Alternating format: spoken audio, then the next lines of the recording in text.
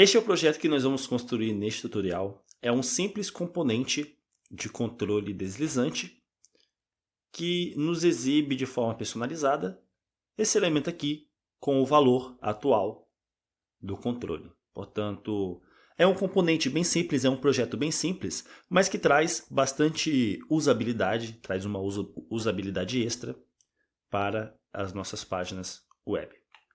E é esse projeto que nós vamos construir agora. Para começar a construir esse projeto, eu tenho aqui o meu editor de código com uma pasta aberta chamada controle deslizante personalizado. Eu vou criar um arquivo chamado index.html. Vou criar uma estrutura básica de arquivo HTML. E aí, para a estrutura da nossa página, a gente vai ter um cabeçalho nível 2 com o texto controle deslizante personalizado. Embaixo dele, a gente vai ter uma div com a classe container controle. E dentro dela, nós teremos um elemento input, que é o controle de fato, né? Portanto, a gente vai criar aqui um elemento input. O tipo dele vai ser range, é o tipo de input que possui aquele botão que a gente pode definir uma extensão, né? Numa barra que no início tem valores menores e no final tem valores maiores. Esse elemento vai ter um ID igual a controlador. O valor mínimo vai ser 0, o valor máximo vai ser 100 e o valor inicial, quando a página for carregada, vai ser 50.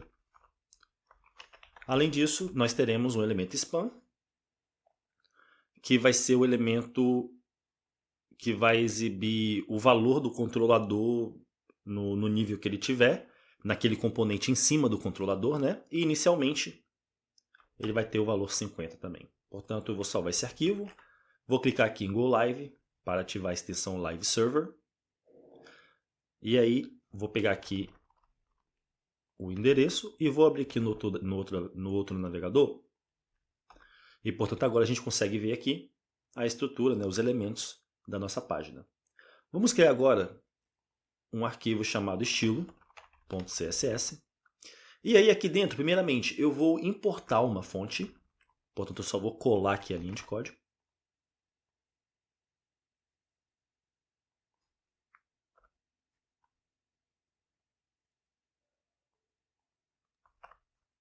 Vou selecionar todos os elementos da página, vou definir a sua propriedade box sizing como sendo border box. Vou selecionar o corpo da página e vou definir a imagem de fundo como sendo um gradiente linear, um efeito de gradiente linear, que vai ter inclinação de 135 graus, a linha do gradiente, né? E vai dar cor dessa cor aqui, que vai ser um cinza claro, a partir do 0% de progresso do efeito no elemento, né, no componente.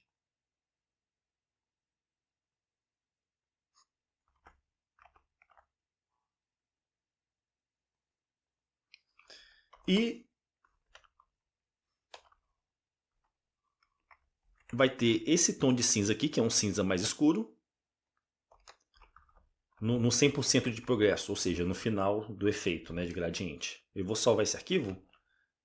E aí, quando eu salvar, a gente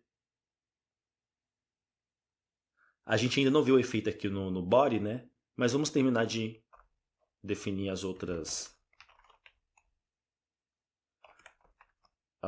estilos.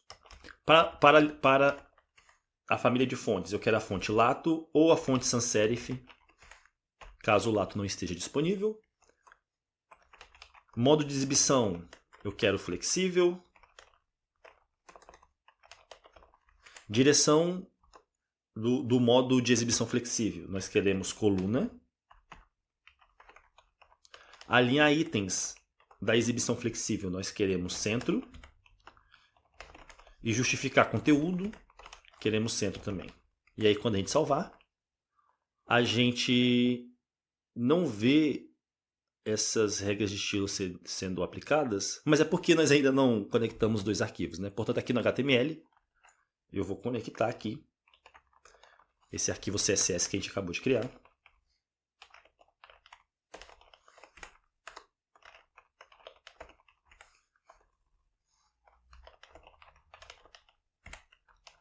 E, portanto, agora nós temos aqui as regras de estilo sendo aplicadas. Nós vemos aqui o gradiente, né? Ele começa mais claro aqui, com esse cinza, e ele vai gradativamente indo para esse cinza mais escuro. E ele está se repetindo assim dessa maneira porque o conteúdo dele, que vai até aqui, que são esses componentes aqui, eles terminam a sua altura aqui, né? É por isso que aqui nessa linha, a partir dessa linha, o fundo, o gradiente, ele vai se repetindo até o resto da página. Para a gente poder corrigir isso, a gente vai definir a altura do body igual a 100% à altura da tela do dispositivo do usuário, que no caso aqui é o nosso navegador, né? Então se eu definir como 100%, isso vai fazer com que o body tenha 100% e aí a gente vai ver só a gente não vai ver o fundo do body se repetindo, né? E com altura menor. Vai ser só um plano de fundo desse. A gente vai definir aqui overflow hidden. Portanto, os elementos que transbordarem serão escondidos. Sem essa regra de estilo, a gente tinha essa barra aqui de deslizar, né? Porque o conteúdo aqui no caso ele excede o 100 de 100 VH, né? Que é 100% a tela do usuário, no caso do navegador. Mas aí definindo transbordamento, né? Overflow como escondido, aquela barra ele some. E margem eu quero igual a 0 para todos os lados. Em seguida, para o elemento H2 eu quero position absolute, posicionamento absoluto. E aí vai ficar absoluto com relação ao seu elemento pi, que no caso, vamos dar uma olhada aqui. Esse aqui é o elemento H2, né? E o elemento pi dele é o body, é o próprio corpo aqui da página. E aí, se a gente definir posicionamento absoluto, esse elemento ele vai ficar alinhado ao canto superior esquerdo do seu elemento pi. No caso, o seu elemento pi é o body. E o canto superior esquerdo do body é esse canto aqui, né? É o canto da página toda. E aí, se a gente definir aqui posicionamento absoluto, esse cabeçalho H2 ele vai ser posicionado aqui no topo. Se eu salvar esse arquivo, nós vemos que... Ah tá, no caso, por conta do fato que nós estamos utilizando posicionamento flex aqui no body e centralizando, né? Ele acaba sendo, ao invés de ser posicionado lá em cima, ainda que esteja em posicionamento absoluto, ele continua sendo posicionado aqui no centro, mas sem fazer parte da ordenação normal aqui. No caso, antes, sem o position absolute, ele estava em cima aqui do input, da mesma forma como está aqui na ordem da estrutura, né? Nós temos o cabeçalho e depois o input dentro de um container. Se a gente definir aqui position absolute, esse cabeçalho H2 ele meio que sai aqui dessa ordem de elementos em modo de exibição flexível, né? Então se eu salvar, ele meio que sai dessa estrutura e fica aqui meio que flutuando aqui no centro, porque a gente definiu aqui modo de exibição flexível, direção da exibição flexível, coluna, alinhamento nos itens centro e justificar conteúdo centro, né? Por isso que ele está aqui. Se eu comentar isso aqui, vamos ver o que acontece. No caso ele fica posicionado aqui em cima, né? Ainda que ele esteja antes do input, como ele está absoluto, ele fica posicionado assim. Se eu comentasse isso aqui, ó, vamos ver. Aí eles voltavam para ordem normal, né? Como o H2 ele tem, por padrão, uma margem aqui em cima dele, quando a gente coloca ele com posicionamento absoluto,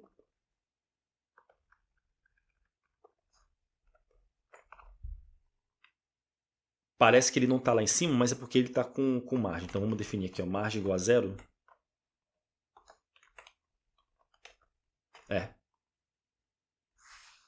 Portanto, é assim que funciona posicionamento absoluto. Por conta de a gente estar definindo aqui posicionamento flex no corpo da página, né, no body, ele fica aqui no meio.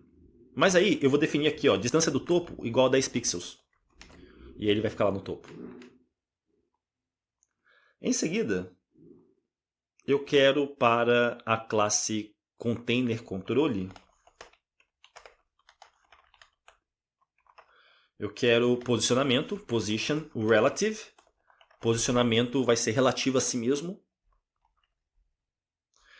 Eu vou selecionar o input, que tem o atributo type igual a range, que no caso é esse input aqui, né? É o único que tem na página.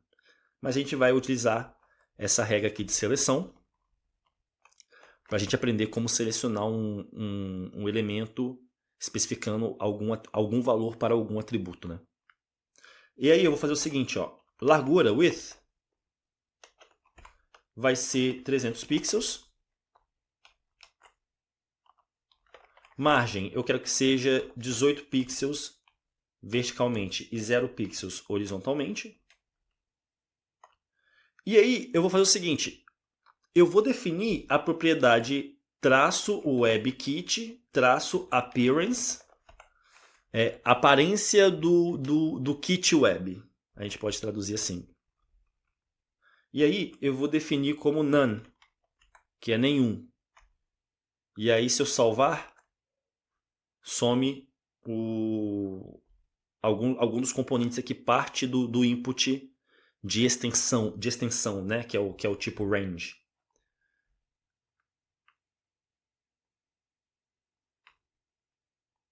Se eu remover, a barra ali ela volta, né? Portanto, eu vou definir como none. Eu vou definir também para o input, mas quando ele estiver em modo focus. Vou definir outline igual a none. No momento atual, sem salvar essa alteração, se eu... Cadê? Ah tá, deixa eu tirar isso aqui. Vamos ver se o input vai aparecer em modo focus.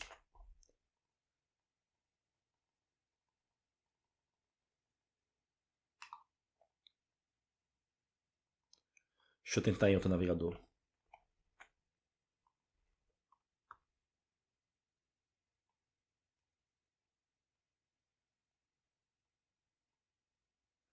Não está aparecendo...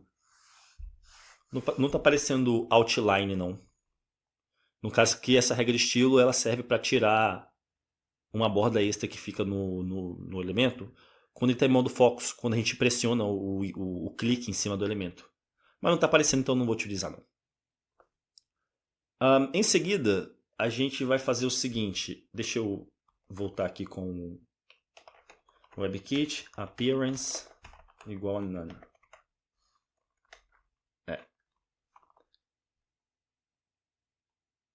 Em seguida, eu vou definir aqui input, tipo range,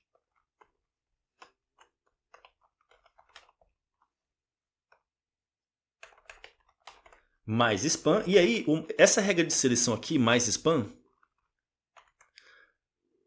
vai selecionar o seguinte. Vai selecionar o elemento span que for um irmão direto, que tiver logo depois, né, como elemento irmão. Então, no caso, o span aqui, ele é um elemento irmão do input. Então, a gente está selecionando ele. É isso que esta regra aqui significa. A gente está selecionando o elemento span, que vem depois do elemento input com tipo range. E aí para esse span, e no caso essas regras aqui são só para o span, a gente vai definir cor de fundo, background color, igual a branco. Posicionamento vai ser absoluto. E aí se eu salvar, ele fica posicionado aqui em cima. Eu vou definir distância do topo, vai ser menos 25 pixels.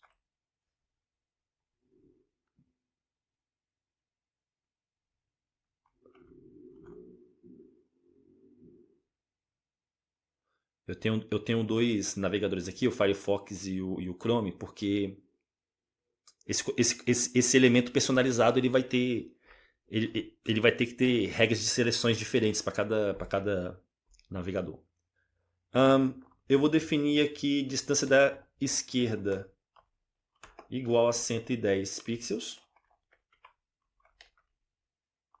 Vou definir largura, width, igual a 80 pixels. Espaçamento padding igual a 5 pixels verticalmente e 0 pixels horizontalmente. E aí a gente não vê ainda... Cadê o... Deixa eu terminar de escrever aqui. Alinhamento de texto, eu quero centro, center. Curvatura de borda, eu quero 4 pixels. Sombreamento na caixa do elemento, né? Eu quero 0 pixels de deslocamento para a direita, 0 pixels de deslocamento para baixo, 5 pixels de espalhamento da sombra e a cor eu quero que seja preto. E com opacidade 0.3. Vou salvar. E no caso o span, né, ele está aqui, ó. Se você reparar, ele está aqui, recortado aqui para a parte de cima. Eu acho que eu especifiquei algum valor incorreto aqui de posicionamento para algum elemento. Deixa eu ver aqui. No caso, o span ele está dentro do container controle, né? Deixa eu ver se a gente tem a regra de estilo posicionamento relativo dentro da classe container controles, porque a gente necessita ela para poder posicionar aqui o span de forma absoluta relativa ao container, né? Então vamos dar uma olhada aqui que eu acho que é isso, que eu acho que é esse o bug. E realmente é, ó, se a gente reparar aqui, ó, o nome está incorreto, não é container, é container. E agora quando eu salvar, nós vemos aqui o span posicionado aqui. Então vocês acabaram de ver aí vocês acabaram de presenciar um processo de depuração, que é a resolução de bugs, né? Em inglês a gente chama de debugging, que vem de bug, de que bug significa erro. Portanto, agora a gente tem o span aqui. Nós temos o input, né? Mas ele está sem barra aqui, né? A barra a gente removeu ela com essa regra de estilo aqui. A gente vai começar a estilizar essa barra de forma específica para cada navegador. Isso é importante lembrar. Então, primeiramente, eu vou selecionar o seguinte, ó, input type range. E aí eu vou selecionar um pseudo-elemento. Então vou digitar 2 pontos, 2 pontos.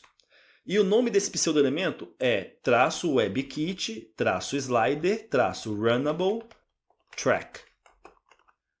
Esse pseudo-elemento aqui, webkit, slider, runnable, track, representa a barra aqui onde o controlador corre, né? E aí eu vou definir o seguinte, ó, eu quero background igual a purple. Eu vou salvar. Eu quero... Ah, tá. E esse aqui, detalhe importante. Esse pseudo-elemento aqui, ele representa a barra aqui onde o controlador corre, mas é somente para os navegadores Google Chrome e Safari. Aqui no Firefox, que é o navegador que eu tenho aqui, não vai funcionar. Se eu recarregar aqui, ó, a gente não vê, deixa eu salvar aqui, a gente não vê a cor roxa de fundo aqui da barra aqui, né? Mas se eu abrir aqui o navegador Google Chrome, nós vemos que está roxa. Portanto, aqui é só para o Google Chrome. Vamos lá.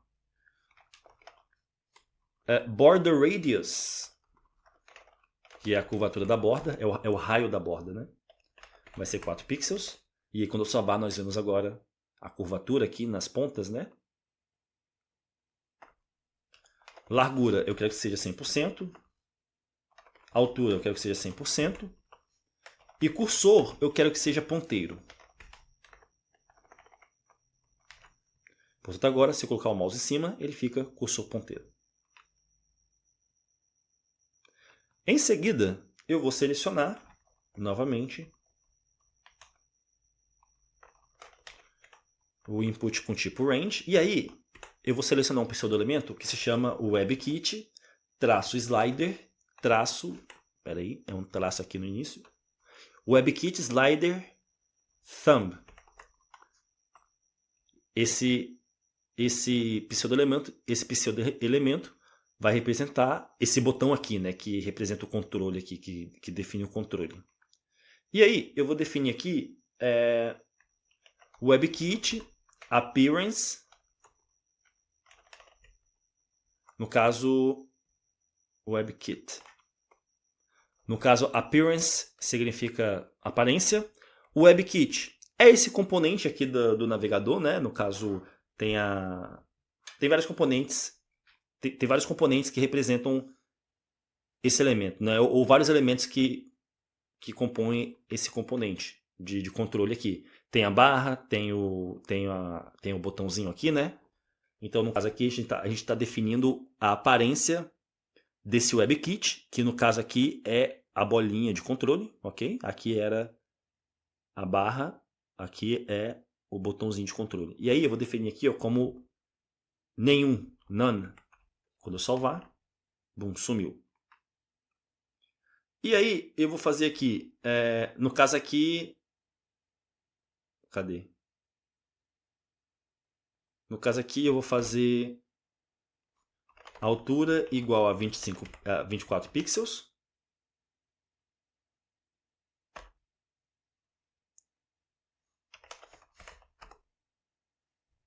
Largura 24 pixels. Fundo, background, eu quero que seja branco.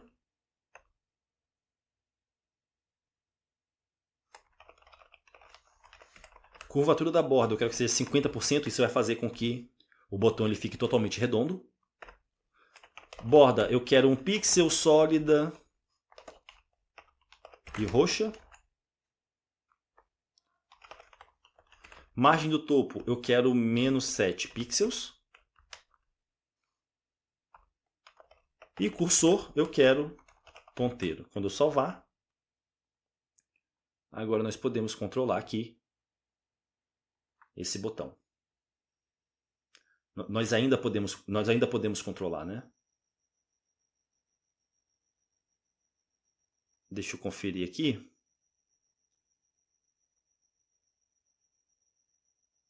Se está tudo certo.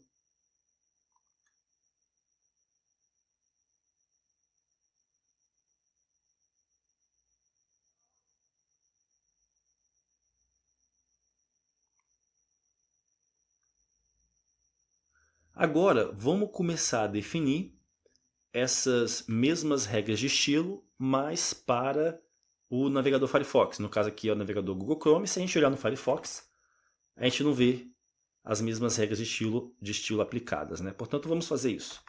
Eu vou selecionar Input.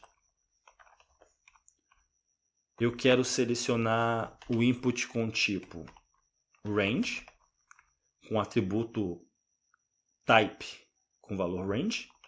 E aí eu vou selecionar aqui, ó, traço, vou selecionar o pseudo-elemento, traço Moz Range Track.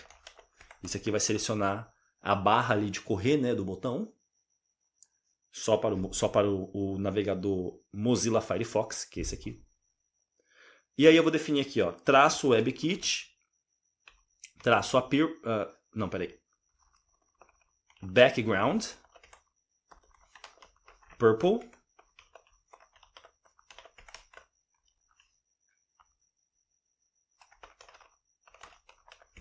curvatura da borda, nós queremos 4 pixels. Largura, queremos 100%. Altura, queremos 13 pixels.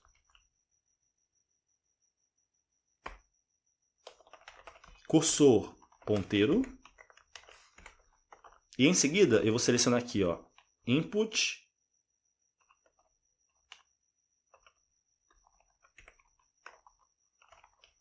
Range, e aí eu vou selecionar o pseudo-elemento Moss Range Thumb, que vai ser o botãozinho, né? E aí eu vou definir aqui, ó, traço WebKit, Appearance, None, aparência nenhuma. Quando eu salvar, ele não some.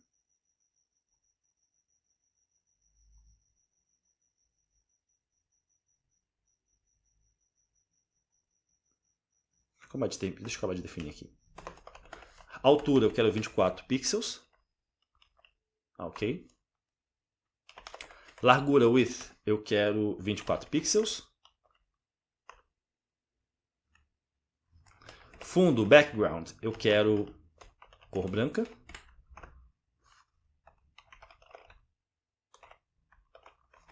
Curvatura da borda, eu quero 50%, para ser um botão redondo, né? A borda, eu quero 1 pixel de largura, sólida e roxa. E margem do topo vai ser menos 7 pixels. E cursor vai ser ponteiro.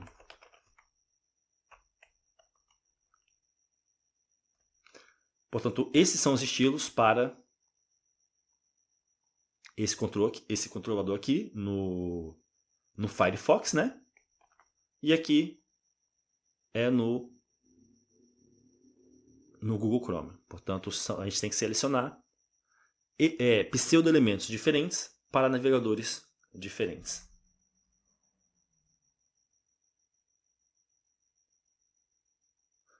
Portanto, agora nós temos a estrutura da nossa página, nós temos estilos, né, o design. Vamos criar agora um arquivo chamado script.js para a gente começar a escrever a parte dinâmica, né, para a gente começar a escrever a lógica do nosso componente. E aí, aqui eu vou fazer o seguinte, primeiramente, para a gente criar a funcionalidade aqui em que nós vamos alterar o valor aqui do controlador, e aí esse componente aqui, ele vai acompanhar o botão aqui de definição e vai atualizar o valor. A gente precisa, primeiramente, selecionar o controlador, definir um detector de eventos para quando ele detectar o evento input. O evento input é quando a gente altera o valor dele aqui. E aí, quando esse evento input for detectado, quando o usuário alterar o valor aqui, a gente vai selecionar o valor do input. Vamos pegar esse valor, vamos inserir aqui, vamos atualizar aqui nesse componente e vamos fazer o componente acompanhar a movimentação aqui do botão em cima dele aqui, né, como se estivesse acoplado. Portanto, para a gente fazer isso, primeiramente vamos selecionar o botão, né? Portanto, eu vou selecionar o controlador e para isso eu vou digitar aqui, ó, document.getElementById. O ID que eu quero selecionar é o elemento com o ID controlador. Eu vou atribuir isso a uma constante chamada controlador.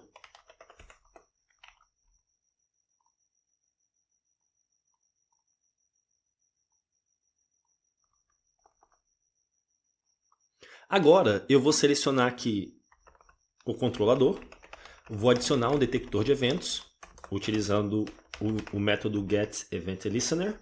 O evento que eu quero detectar é o evento input, que é o evento que é disparado quando a gente altera aqui o valor do controlador, né? E a função que vai ser executada vai fazer o seguinte. Bem, ela vai receber o evento como argumento aqui. E aí, o evento ele possui uma propriedade chamada target, que representa o elemento que dispara o evento, que no caso é o input. é o controlador, né? E esse elemento possui uma propriedade chamada value, que representa o valor do controlador. E aí eu atribuo isso a uma constante chamada valor. Em seguida, eu vou selecionar o componente rótulo, que é esse componente aqui que exibe o valor, né? Eu vou selecionar o evento, vou selecionar a propriedade target, e elementos em JavaScript possuem uma propriedade chamada next element sibling, que retorna o próximo elemento irmão daquele componente. No caso, a palavra next significa próximo, element significa elemento e sibling significa irmão. E o próximo elemento irmão do alvo, né, que é o target, a palavra target significa alvo. O alvo do evento é o elemento aqui input, né? E aí, no caso, o próximo elemento irmão dele vai ser o span. No caso, aqui está o elemento input. O próximo elemento irmão é o span, é o que está abaixo dele, né? No mesmo, os dois dentro do mesmo elemento pai. E aí, no caso, isso aqui vai retornar o span, que é o rótulo, né? Portanto, eu vou atribuir isso a uma constante chamada rótulo. Esse valor aqui que vem do input, ele vem em formato string, né? Ele vai de 0 mínimo até um máximo 100, mas ele não é retornado aqui como sendo um número, ele é retornado como sendo uma string. Para a gente converter esse valor para um número, antes de armazenar aqui na constante valor, eu posso digitar um sinal de mais aqui na frente do valor, né? Na frente da string, que é composta só de algarismos, e aí eu converto esse valor para um número propriamente dito, para o tipo de dado número. Em seguida, eu quero selecionar a largura do controlador. Eu quero pegar esse controlador aqui, porque a ideia é que para a gente poder posicionar o rótulo de maneira que acompanhe aqui o botão do controlador, a gente vai precisar de alguns valores. Por exemplo, a gente vai precisar saber da largura do controlador. Esse é um valor que a gente precisa. A gente precisa saber a largura do rótulo. Além disso, a gente precisa saber os valores mínimo e máximo do controlador aqui. E aí, com esses valores em mãos, a gente vai poder calcular qual que deve ser a distância do elemento rótulo aqui da esquerda, né? Portanto, eu vou fazer o seguinte, ó. Eu vou utilizar uma função chamada getComputedStyle. Essa função, ela retorna um objeto. A gente tem aqui a definição dela em inglês. E aqui está dizendo, ó, a função getComputedStyle, né, o método getComputedStyle, retorna um objeto contendo os valores de todas as propriedades CSS de um elemento, depois de aplicar folhas de estilo ativas e calcular qualquer computação básica que esses valores possam conter. Portanto, esse método aqui, se eu passar para ele um elemento, como por exemplo, evento.target, ele vai retornar um objeto que vai conter todos os valores para as propriedades CSS do objeto, do elemento, né? E aí, esse objeto, ele possui um método chamado getPropertyValue, que vai retornar o valor de alguma propriedade CSS. A propriedade CSS que nós queremos selecionar aqui se chama width, que é a largura. E, portanto, com esse trecho de código aqui, eu estou utilizando o método, a função, né, getComputedStyle, passando o alvo do evento como argumento. Isso aqui vai retornar um objeto que possui o método getPropertyValue, que se a gente passar o nome aqui de uma propriedade CSS como argumento, ele vai retornar o valor dessa propriedade para o elemento aqui, né? E aí eu vou pegar isso e vou atribuir a uma constante chamada largura controlador.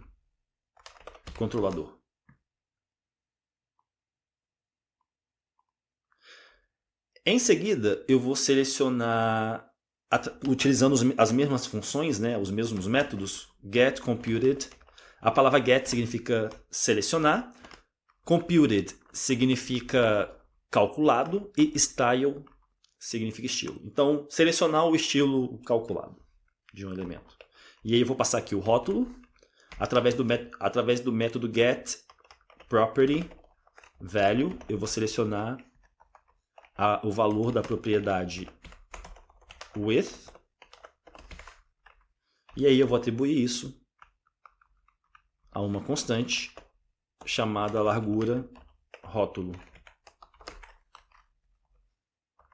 E aí, pensa comigo, esses valores para a propriedade width, tanto do controlador quanto do rótulo, elas são retornadas tendo o valor numérico da largura, por exemplo, 100, juntamente da unidade de medida, que no caso é pixels. Então, nesse valor aqui, largura controlador e largura rótulo, que a gente selecionou através desses trechos de código aqui, vai retornar o número, mas vai retornar a unidade de medida, que no caso é pixels.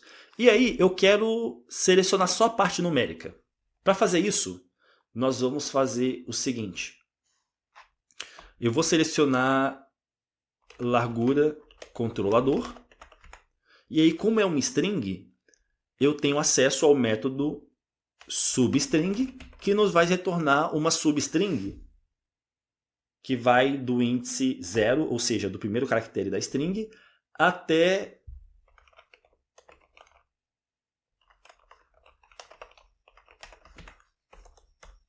o número de caracteres que largura controlador possui, menos 2, que seriam os dois caracteres da unidade de medida px, né?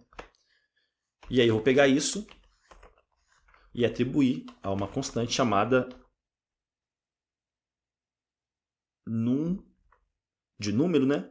Num largura controlador. Eu vou fazer o mesmo para a largura do rótulo. Largura rótulo substring vai da primeira string até o número de caracteres que largura rótulo tem, menos 2 caracteres, que é o px que a gente quer descartar, né? E aí eu vou atribuir isso a uma constante chamada num largura rótulo. E aí eu vou pegar esses dois valores e eu vou converter eles para inteiros, né? No caso aqui eles são strings, quero converter eles a números, né? Inteiros. Portanto eu vou digitar aqui um mais na frente e um mais aqui na frente para converter essas substrings, que são do tipo string, né? Para um inteiro antes de passar aqui para antes de atribuir a essas constantes. Em seguida, eu vou selecionar os valores mínimo, máximo e mínimo do controlador. Portanto, eu vou fazer aqui, ó, evento.target.máximo e vou atribuir isso a uma constante chamada max. E como esses atributos max e vai ter o min também, deixa eu copiar aqui e só mudar aqui, min e aqui min. Esses atributos aqui, eles são esses atributos aqui, ó, do input. E aí, como eles são, ainda que o valor aqui seja numérico, esses valores eles são armazenados como strings e são retornados como strings. Portanto, eu vou converter eles para inteiros, digitando um mais aqui na frente. Em seguida, eu vou calcular a distância da esquerda que o rótulo aqui precisa ter, distância aqui da esquerda da tela do usuário, né, do navegador. A gente vai calcular a distância da esquerda que ele precisa ter para quando o input for alterado aqui o seu valor, ele acompanhar o botão aqui que desliza, como se estivesse acoplado em cima dele, né? Vai acompanhar exatamente em cima dele. Para fazer isso, a gente vai definir uma constante chamada esquerda, vai ser o valor de distância da esquerda. E aí, o cálculo que a gente vai fazer é um cálculo que eu achei aqui na internet. Deixa eu diminuir aqui a... Não, pode ser assim.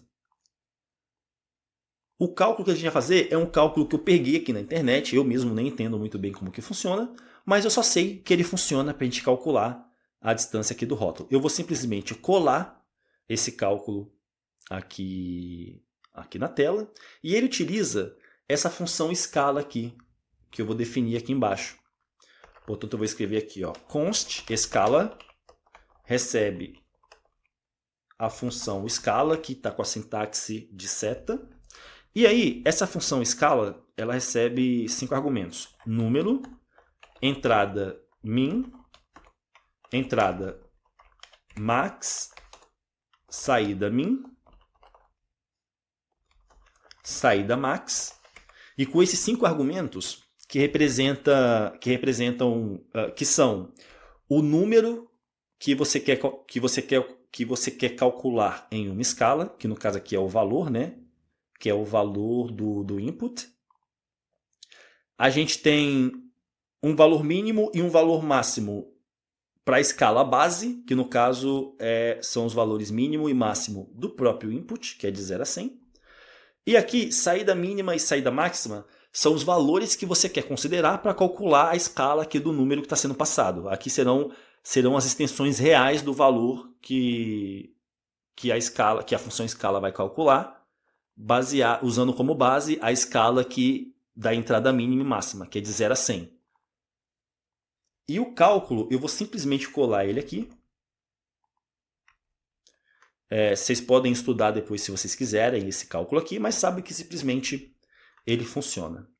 E portanto agora, depois que eu calculei a distância da esquerda que o elemento rótulo aqui precisa estar, eu vou selecionar o rótulo, vou selecionar a propriedade estilo, vou selecionar a propriedade left, que representa a distância da esquerda, né?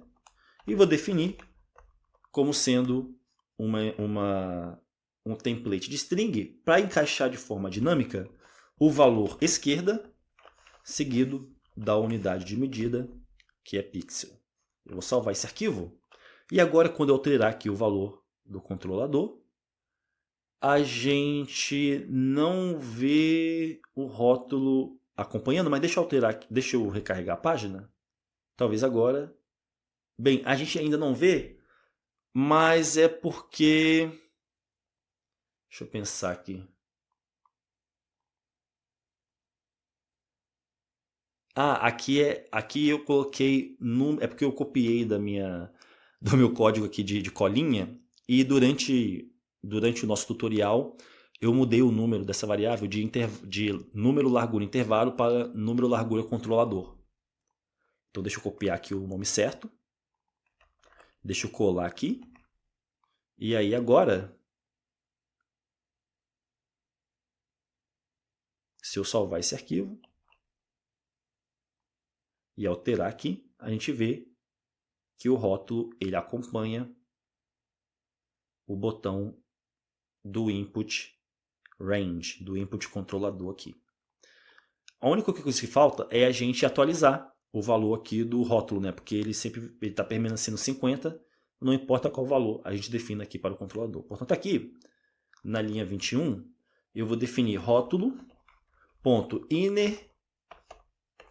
HTML vai ser igual a valor. Eu vou salvar. E agora vamos cruzar os dedos se o nosso código foi escrito de maneira correta. Chequem aí com a versão de vocês.